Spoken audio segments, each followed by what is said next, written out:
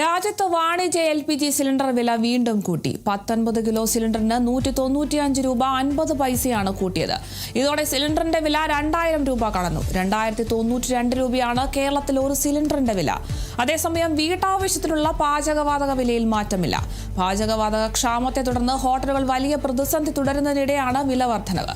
പാചകവാതകം ലഭിക്കാത്തതിനെ തുടർന്ന് അടച്ചുപൂട്ടിയ ഹോട്ടലുകൾ തുറക്കുന്നതിൽ അനിശ്ചിതത്വം ഇപ്പോഴും തുടരുകയാണ്.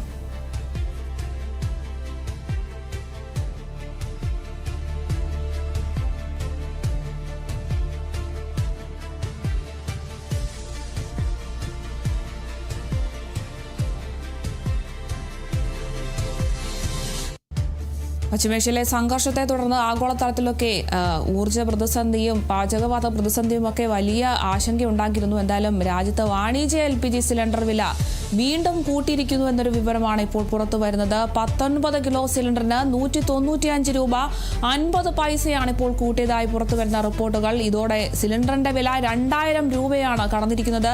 2092 രൂപയാണ് കേരളത്തിൽ ഒരു സിലിണ്ടറിന്റെ വില. എന്തായാലും വീട്ടാവശ്യത്തിനുള്ള പാചകവാതക വിലയിൽ മാറ്റങ്ങളൊന്നുമില്ല. പാചകവാതക ക്ഷാമത്തെ തുടർന്ന് ഹോട്ടലുകളൊക്കെ വലിയ പ്രതിസന്ധി തുടരുകയായിരുന്നു. എന്തായാലും ഹോർമൂസ് കടലിടുക്ക് അടച്ചതിനെ തുടർന്ന് കപ്പലുകൾ കടത്തിവിടാത്തതാണ് ഇത്തരത്തിലൊരു പാചകവാതക പ്രതിസന്ധിയിലേക്കൊക്കെ രാജ്യം കടന്നതിന്റെ ഒരു പ്രധാന കാരണം തന്നെ. എന്തായാലും പാചകവാതകം ലഭിക്കാത്തതിനെ തുടർന്ന് അടച്ചുപൂട്ടിയ ഹോട്ടലുകൾ തുറക്കുന്നതിൽ ഇപ്പോഴും അനിശ്ചിതത്വം തുടരുകയാണ്. ഈ ഒരു സാഹചര്യത്തിലാണ് ഇപ്പോൾ രാജ്യത്ത് വാണിജ്യ LPG സിലിണ്ടറിന്റെ വില കൂട്ടിയെന്ന വിവരം പുറത്തുവരുന്നത്.